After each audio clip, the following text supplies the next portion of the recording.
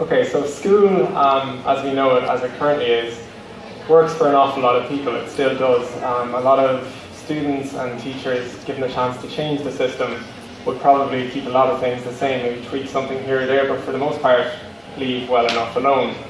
A lot of other people, though, are left feeling like square pegs in a round hole. Some people maybe really hate school, other people chug along just fine. They get good grades, outwardly they seem fine, but maybe they're not flourishing in the way that they could do. So those are the people that I'm here to talk about today. One good example of this is Finn, a student in our school, a boy in his mid-teens, and it's very interesting to listen to Finn talk about his experience in the mainstream education system as somebody with dyslexia. He talks about feeling like he was defined by what he couldn't do as well as other people, as opposed to what he could do as well as other people. And he uses this lovely metaphor of being like a fish that was constantly being asked to climb trees. He didn't feel like he could play to his strengths. He didn't feel like he belonged or that he was appreciated. He had to kind of adapt awkwardly to the system. Nowadays, though, at Wycliffe Sudbury School, Finn is more like a fish in water. He has all kinds of different interests that he pursues. He's soundproofing a music room at the moment, along with help from the other students. He writes, films and edits his own screenplays, and he's a driving force behind the school band and the drama club, amongst other things. And these are all interests that Finn can pursue whatever way he wants. He can spend 6 hours on one project one day, he can divide his time up between all those other things, and he can go with the rhythms that work for him. It's a very natural kind of workflow. But it's something that would be impossible in the school system as we know it now, with its rigid structure where time is divided into different 40-minute segments based on a subject, and you have to stick very closely with the curriculum. It's no wonder that Finland is the country that regularly tops the PISA rankings, which is the OECD's rating of the best public education systems in the world. Finland has a very loosey-goosey curriculum. It's essentially a set of guidelines for the teachers to facilitate them in taking their own initiative, listening to their students. It's not a list of commandments by any means. And actually Finland is about to do away with formal subjects altogether. It's about to get rid of like math, English, all of those divisions, and take a much more holistic approach to learning. There's a huge opportunity at the moment in Ireland to do the same thing. So the senior cycle is up for review at the moment. It's just starting. It's a process that's just starting, and it's Ireland, so it's probably going to take a while, so that gives us time to do something about it. And it's a chance to really take our education system and adapt it for the 21st century and adapt it for the needs of young people today. It's a chance to start making the holes to fit the pegs instead of the other way around, and start adapting the system to the unique needs of the human beings within it instead of adapting everyone, moulding them to this system and one idea of how a young person should be and one idea of intelligence. Some of you may be familiar with Ken Robinson's TED Talk, Do Schools Kill Creativity? It's the most viewed TED Talk of all time, which always baffles me. The most viewed TED Talk is about education, which normally sends people snoozing. Someone's sleeping at the back already, actually. There is. And also his follow-up TED Talk called Bring on the Learning Revolution. So Wycliffe Sudbury School is our answer to the question of what might that learning revolution look like in practice? How can we make it happen? So a little bit of background.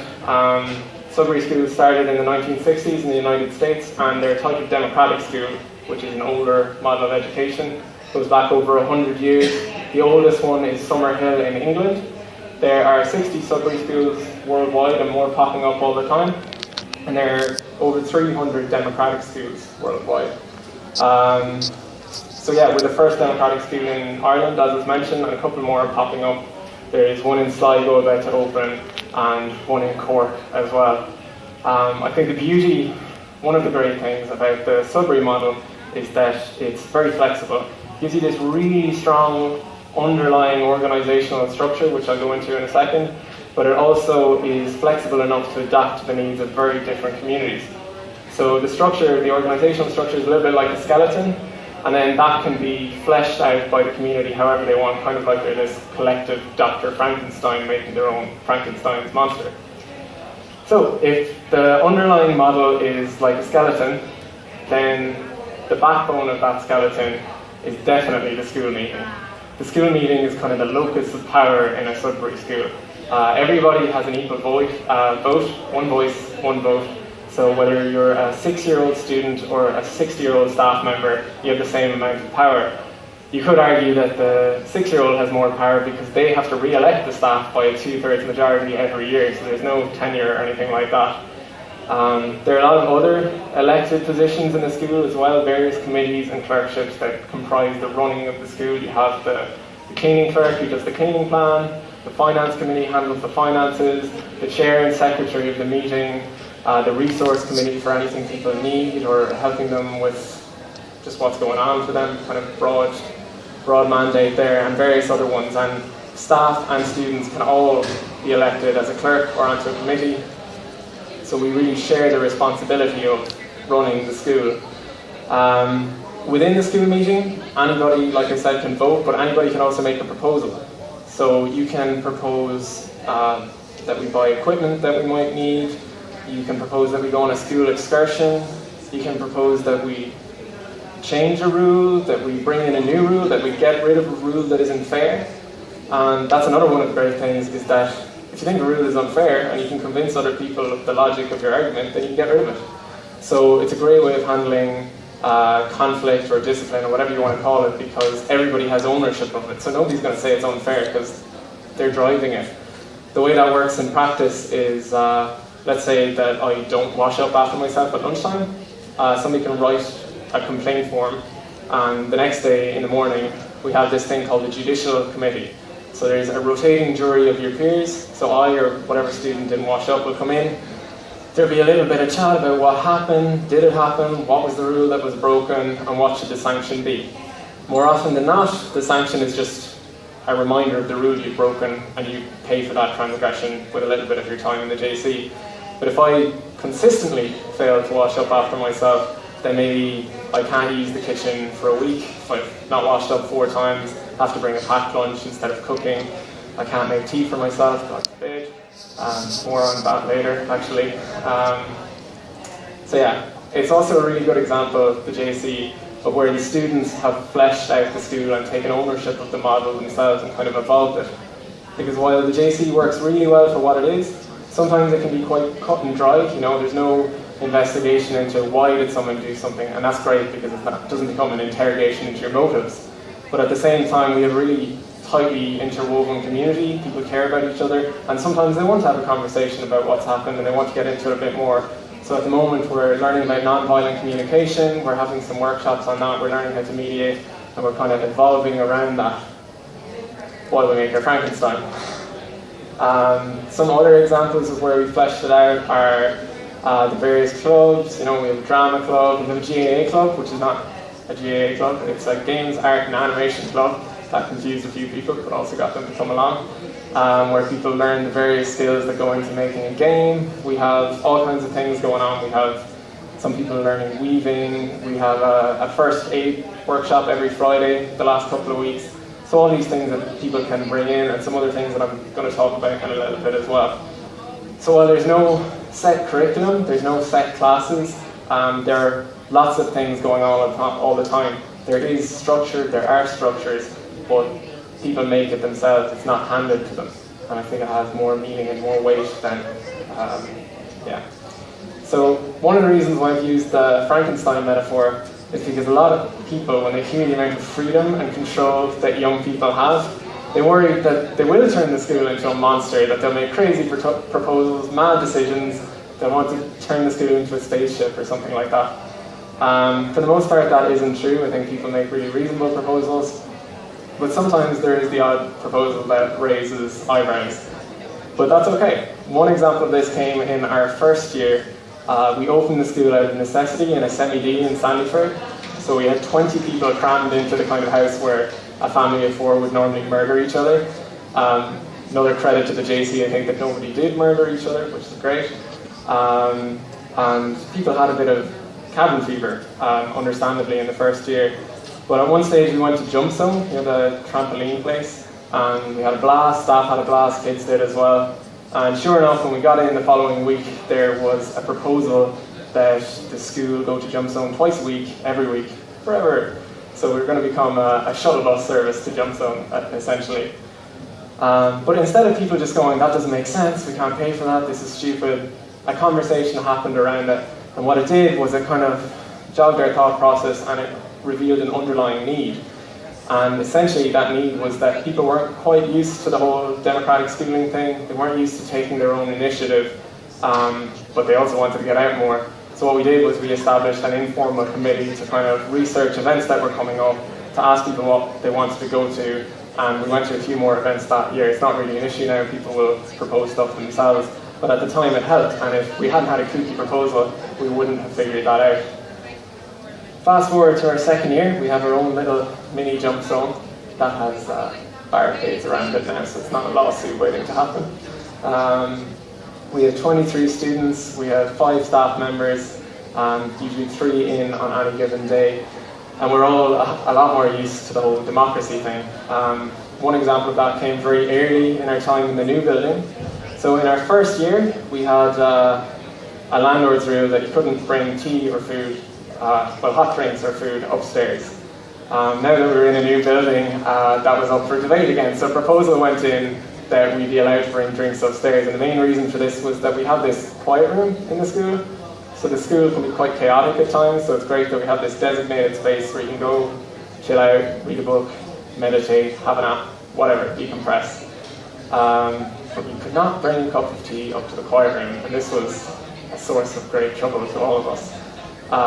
So this proposal went in anyway that you'd be able to bring tea up, not coffee, not hot chocolate, just tea. But it looked like it wasn't going to pass. The school meeting isn't compulsory. You don't have to go, and this particular school meeting wasn't very well attended. There was a couple of staff, a couple of students, and it looked like they weren't going to vote for it. So each proposal goes through 2 readings. So there's 2 meetings for each proposal. The first one, you just discuss the proposal, you can make amendments, but you don't vote on it. And then in the second one, you decide whether the proposal is actually going to be implemented or not. So a little birdie told the students that it looked like the tea thing was not going to pass. Within an hour, there was this flurry of activity. People were making posters, people were going around banging pots, saying save the tea. I have a picture of some of the posters here.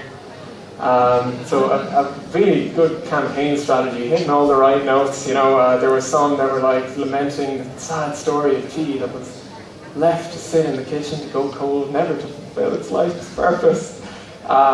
Or some more obscure ones that I still don't know what they mean, like save tea, save the whales. My personal favourite one, though, combines a knowledge of history with a love of wordplay. Liberty, equality, fraternity. So in the second meeting, sure enough, it passed. You couldn't really say no to that. So yeah, that's an example of the initiative growing over time, but it's also something that can be applied to topics that are almost as serious as tea.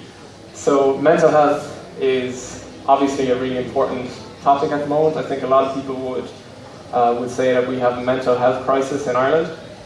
The RCSI came out with research showing that 1 in 5 people have mental health problems. There's been a 40% increase in demand for counselling services in universities in the last 10 years. And since the last census, there's been a 30% increase in self-reported mental health problems. And our students obviously live in that society. They have to deal with those problems, and they have to find solutions to those problems, and luckily they have the opportunity to find those solutions. So one way that they've tried to support each other's mental health and be there for each other is a couple of the students implemented a thing called the Wellbeing Meeting. So usually once a week, sometimes twice, because they're just kind of called, but usually on a Wednesday, we have this Wellbeing Meeting where anybody who wants to come, nobody has to come, basically just sit around in a circle and say how they are. So some people might just say, oh yeah, I had a grand week, went to the cinema, movie was okay, nothing in particular, just chiming in with where they're at. Other people might not feel like saying anything, they're just there to listen. Other people might share something really good that happened, they finished a project that was really important to them. And sometimes it can be really raw and really vulnerable stuff has come up in it, and I think it's been really important. a really great way for people to learn that it's okay to be vulnerable in front of each other, it's okay to cry, all of that kind of stuff. And it's created a space where people can be there for each other in a way that they probably wanted to before, but in daily life, in the small talk of daily life, everything that's going on, it's really hard sometimes to talk about these things. And over time, it's created a culture where people can be supportive of each other all the time. They know what's going on with each other, and I think it's really been great for the whole culture of the school. This year coming, there's a scheme coming in the education system where everybody is going to do 300 hours of mental health classes. I think it's great that mental health is getting prioritised and is getting that time, but I would wonder how different it is when you're in a class of 30 people and you're trying to open up in front of everyone. Maybe not everybody wants to be there, not everybody's taking it seriously. I think it's really different when it comes from the group.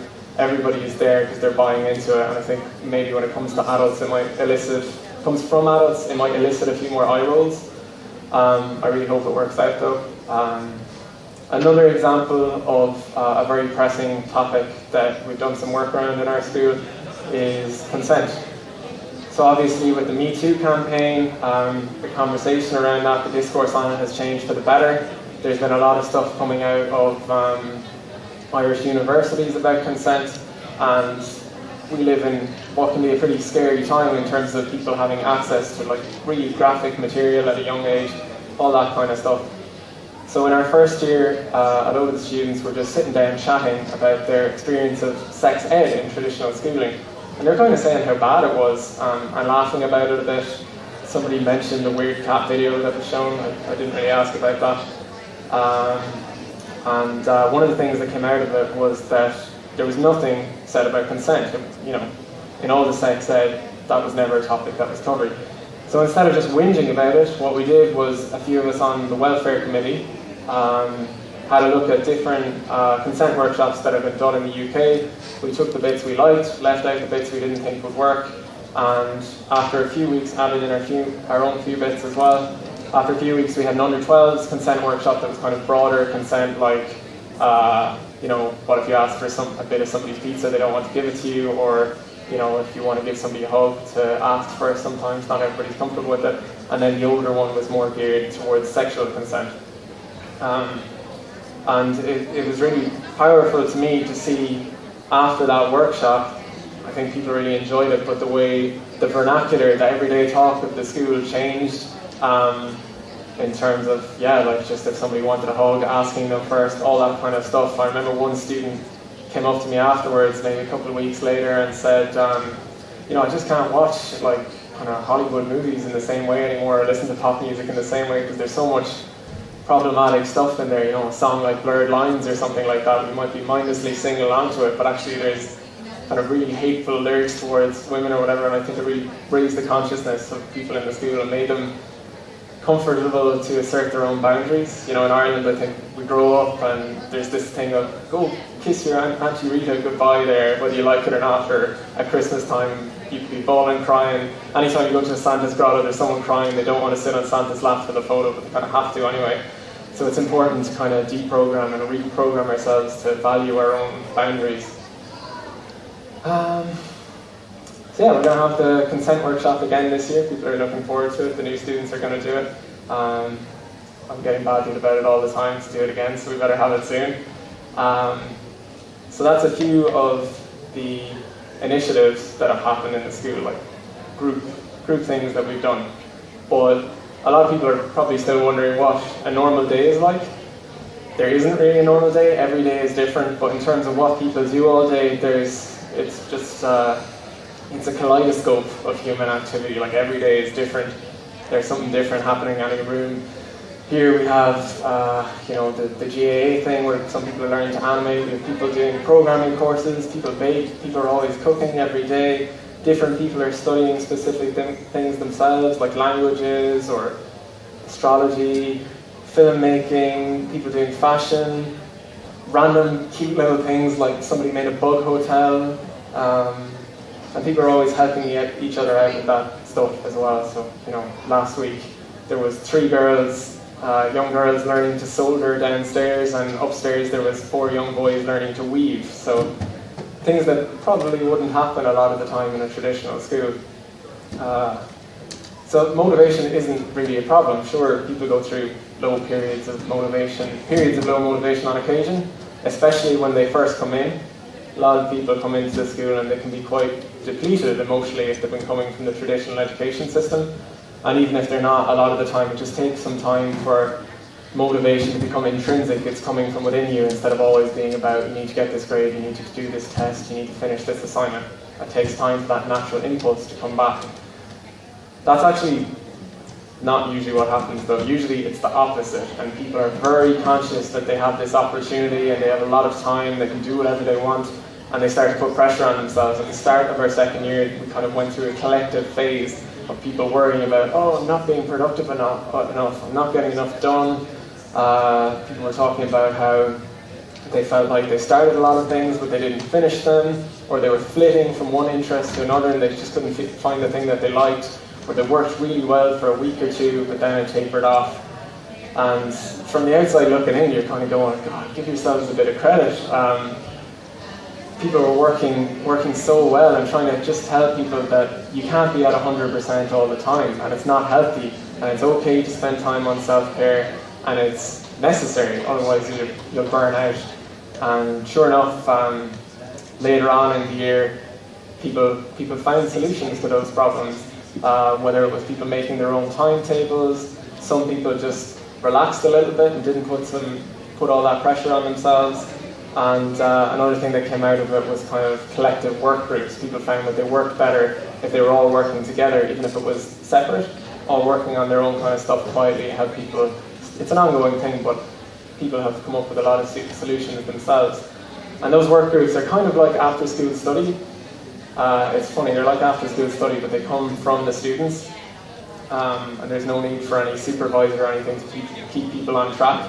In fact, if I went in and spoke, they'd probably bite my head off if it wasn't something to do with the work. And that really comes down to the crux of one of the main points that I'm trying to make with all of these stories, which is that when people are doing something that's meaningful for them, they're not doing it because somebody else thinks it's meaningful. Motivation isn't the problem. Humans are naturally hungry for the information they need to thrive in life.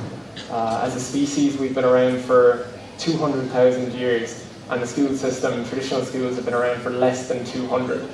So if we needed formal schooling to learn, to grow, to expand our civilization and our horizons, then I don't think we would have survived this long as a species.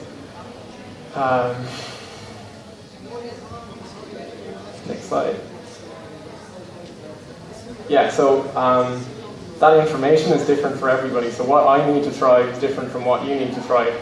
It's not standardized, and if we just create an environment where people have the opportunity to explore different things, then they will. They're not going to refuse that opportunity. Some examples of this where people kind of wonder about motivation or how things are going to happen if it's not put on people. Reading is something people ask about a lot. How are people going to learn to read in a school like this if they don't know already? Well, there's an American psychologist, Peter Gray, who specializes in the evolutionary importance of play. And a couple of his assistants did a study in the original Sudbury Valley School 30 years ago. And they studied 16 people who learned to read from scratch after they'd enrolled in the school without any formal instruction. And what they found completely defied generalization. Everybody learned in a different way. Some people just picked it up, nobody knew how they learned. Other people were really systematic and they were studying phonics and they were going through exercise and they learned to read that way. But everybody learned to read. And there was a wide age span as well. So some people learned to read at 4 and the oldest people were 14. People are going to kind of go, oh, 14, you only learned to read then. But funny enough, the people who learned later were the people who became the more voracious readers and often went on to do college courses that were more pertaining to literature, philosophy and reading heavy subjects. It's a little bit different nowadays though. Peter Gray's son is actually a staff member at Sudbury Valley School now, and he says that this study is completely out of date because we live in a culture that's so immersed in the written language as opposed to the spoken language, with all the things we love to worry about, instant messaging, Instagram, Facebook, memes, video games. But the flip side of that is that people are so immersed in that they learn to read more easily and more naturally because it's just just like being a fish in water, you know? So yeah, maths is another thing that, well, that's been our experience as well, I should say. It's not just Peter Gray's son, we've totally seen that in our school as well, in terms of like people's learning and their literacy being accelerated by playing things like Terraria and Pokemon and Minecraft and the games they make up themselves out of that stuff. And it was my experience as well. I know when I was a kid, I learned to read sooner than I was supposed to and started to love reading books. And it was because I played the first Pokemon game and I learned to read from playing that. So I think these things can actually complement each other as opposed to being a problem. Math is another thing that people really love to worry about. How are people going to learn to do maths? I think it's a little bit like Latin a few years ago when everybody had to do Latin, even though not everybody needed it.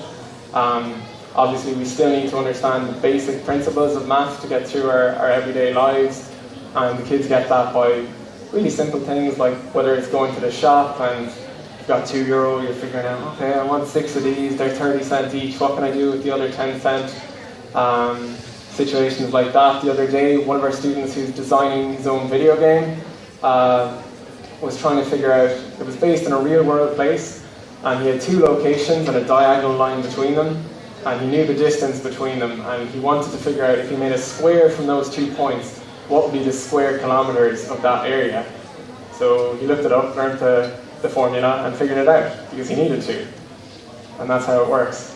I think, you know, we should probably ask ourselves how often we need to solve a quadratic equation in our daily lives and what would happen if we couldn't do it. On the flip side of that, if people really do want to dive into math, that works too. Daniel Greenberg was a staff member at the original Sudbury Valley School as well, and he tells a story about 9 to 12-year-olds who came to him wanting to learn math. And initially he was kind of sending them away. He's going, you don't really want to learn math, you just think you want to learn math. You feel like you should be learning math. But they were insistent, so he said, right, we're going to have 2 classes a week and you need to show up on time. If you don't show up on time, the class isn't happening. If you don't do the homework, I'm not teaching it to you anymore. And they were kind of took a devilish pleasure in this, they were going to do it.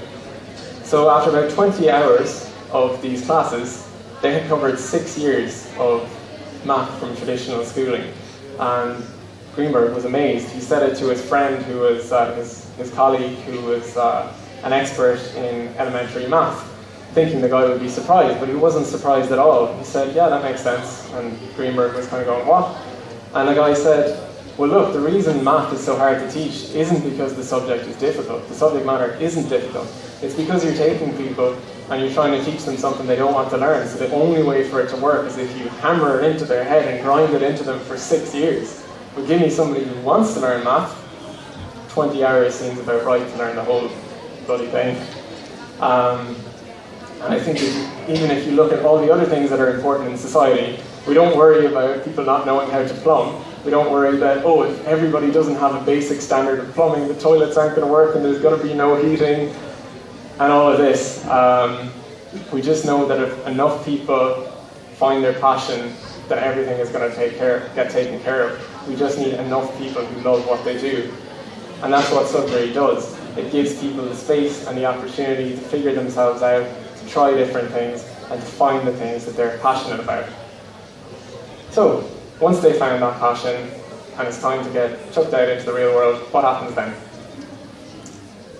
So a lot of people wonder, do people do their leaving cert? Do they go to college? How do they get jobs? All of this kind of stuff. So first of all, if people want to do their leaving cert, they can. We'll get them all the resources and materials, and they can do it that way and do it at an independent learning centre. And while we haven't had anyone get to the age where they're graduating yet, there have been studies of that in other countries where Sudbury graduates who do go down that route get above the national average in other countries, for example, the United States equivalent to the leaving cert. Wouldn't be the path that I would recommend though. In Ireland we have QQI, Quality and Qualifications Ireland, what used to be FETAC, and I would tend to recommend that because there's, contrary to what people will tell you, there isn't a subject you can do in college that you can't do via QQI or a PLC course. And rather than your whole life being consumed for 2 years, you can spend a year doing something you're interested in. You can do it earlier at our school, and then you can go on to university if you want to. I know it's a little counterintuitive. PLC stands for post-leaving cert, but I have spoken to QQI and that's a misnomer. You don't have to have done your leaving cert to do a PLC. Anybody can do one. So that's another path. We also have people doing open university courses. We have a 13-year-old girl who's doing a level 8 undergrad in politics and economics. We have people who've done forensics. And beyond that, obviously we've only been in Wicklow for this year, so we're still kind of sinking our roots into the community, but we're trying to build a robust work experience scheme as well, because there's no harm in people going to work for a few years and getting some real life experience and then going back as a mature student if they want. I think as a society we're starting to become disabused of this idea that we have to have college qualifications and everyone has to go to college. I know I have masters that wouldn't get me a job in a newsagent, so there's a lot of other paths that are equally valid. Yeah, so they can be a mature student or do whatever they want. So we've been on a sort of whistle-stop tour of Sudbury. You've heard about the meeting, the JC, a lot of the initiatives that have happened in the school. You have a clear idea of what happens on a daily basis. So you know what Sudbury is, more or less, but so what? Why is it important? Why do we need it, apart from anecdotal stuff? You know, are there some facts? Is there a little bit of a bigger picture here? And there is. So the UN Convention on the Rights of the Child, specifically Article 12, respect for the views of the child. When adults are making decisions that affect children, children have the right to say what they think should happen and have their opinions taken into account. And that's an internationally enshrined human right, but it would be easy to forget about it. In 2004, the charter responsible for making sure people are actually applying these rights went into the UK and had a look there and lamented the fact that people weren't consulted at all in terms of their own education. In 2005 in Northern Ireland there was a large-scale study of over 1,000 students, and what came out of that was that the main issue for young people was that they had no say in the matters that affected them. They felt like they couldn't speak up. If they spoke up there'd be conflict or they'd be shouted down. They felt like there wasn't active learning, all of this different stuff. Teachers didn't treat everybody fairly, all that kind of stuff. So if I was you, I'd probably be thinking, okay, but that's research from 10 years ago and we're not in those countries. However, next one? Nope, not the next one. However, in 2015, Dáil na nÓg, maybe some of you know Dáil na nÓg, is the youth parliament in Ireland. Every 2 years, the 200 delegates for Dáil na nÓg meet and they decide on the most important issue for young people at that time. And in 2015, the issue they decided on was that young people need to have more of a say in the classroom. Fast forward 2 years, and the National Executive for Dáil na nÓg comes back with research on that topic. So what they did was they surveyed over 3,000 young people between the ages of 17 and 12, and they asked them about their experience in school. And the very same things came out of it. People felt that their views were only taken into account in a cursory and tokenistic way. Their satisfaction in school declined the longer they were there. Felt like they couldn't talk without getting in trouble. All of the very same stuff. And this is in line with international research from other countries, and it just shows we're not upholding these basic rights for young people that are in national and international frameworks. Great quote, not everything that can be counted counts, and not everything that counts can be counted. Standardized testing is something that in the Western world we've been completely obsessed with. But the thing about it is, when you're so obsessed with measuring people's progress and what they're learning, all the research is telling us is that you destroy the very thing you're trying to measure. You hold it back. You create pressure and anxiety that isn't conducive to learning or to growth. Furthermore, INTU, the Irish National Teachers Organisation, in 2007 came out with research into the various different learning methods that are used, or not very often used, in schools.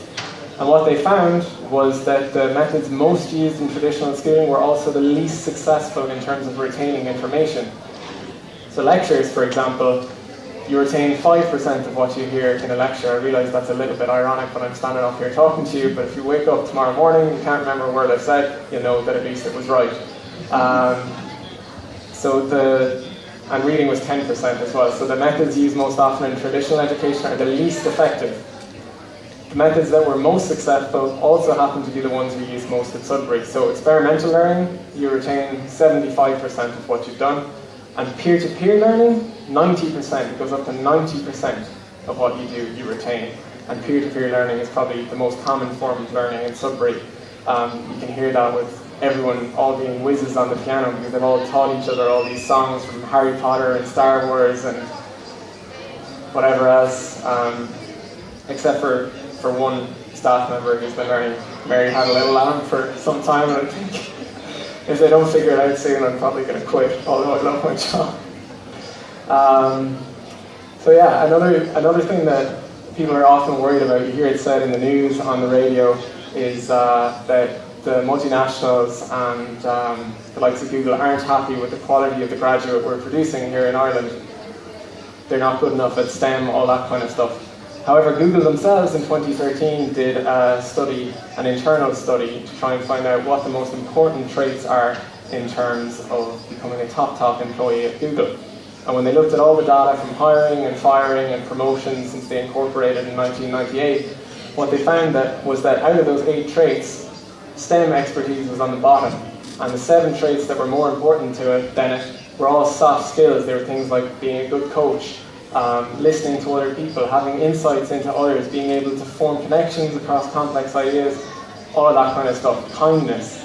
Another thing they looked at was the teams within Google, which I don't know if they still are, but they were divided into A teams and B teams. The A teams were defined by STEM expertise, like technical excellence. The B teams, not so much, that's why they were the B teams. But when they actually looked at it, they found that most of the breakthrough discoveries and things that were coming out in Google were coming from the B teams. And when they actually analysed them a little more, they realised that that was because the B teams exhibited kindness. They were defined by equality and curiosity about your teammates' ideas, and above all, emotional safety. And I actually can't think of a better list of the traits and values I see reflected every day when I go into work. Okay, so to me, the values of Sudbury are a no-brainer. I could say a lot more. I could talk about how 40 to 60% of students are disconnected from their school experience, and that's the second highest predictor after family disconnectedness of substance abuse and emotional distress later on in life. We don't have a lot of time, and I'd like to talk a little about what kind of steps we can take to try and empower students in Ireland and make the school system more democratic. So at the moment, we've got a problem at Sudbury, which is that if you don't do the state curriculum, you can't get public funding, which unfortunately means that we have to be a fee-paying school. Now we're organised so that we have a sliding scale fee system. You pay 10% of your household income, and certain people under a certain income bracket go free. But we don't want to be that way. Obviously, we don't want to be reinforcing inequality. I think it's not true to say that public schools don't also contribute to inequality. Again, the OECD released findings that showed that for social mobility, Ireland were near the bottom of the OECD countries. They found that the best way to predict somebody's educational attainment in Ireland is to ask them what their parents' educational attainment was, and then you'll have a good idea. I remember speaking to a Dublin principal of a school at one point who told me that if you lined up all the kids in Ireland when they're 4 or 5 years of age at the start of their school career based on how poor their families were or how well off their families were, and then you let them off, and 20 years later you came back and lined them up on the basis of how good of a job they got or how far they went in education, there'd be almost no movement. So that's a bit of a problem. You only have to think about some kids, their families can afford to send them to Grimes, or they go into school with a full stomach. So it's not exactly equal as things stand. So that's something we need to address. So we need to get the word out, like I'm trying to do here today, talking to my school. And once we do that, once people know about democratic education, and there's a clamour for it, once the demand is there from stakeholders in education, from teachers, from parents, voters, taxpayers, obviously public representatives are going to have to respond to that demand. It's going to be in their interest to do that, create legislation so that we can fund these schools, so on and so forth. However, I don't think we're going to just replace the whole education system, and I'm not advocating for that either. So we also need to look at how we can create options, democratic options within schools as they are. And there are a lot of openings for that. Obviously I mentioned about the system being in review now. I think we can have pilot schemes in schools. Transition year is a great opportunity to bring those in, although we have to be careful that we don't get pigeonholed into transition year. Every single school in Ireland pretty much has a student council, but a lot of them are toothless. So we need to look at really giving student councils meaningful power and engaging them in their own school communities.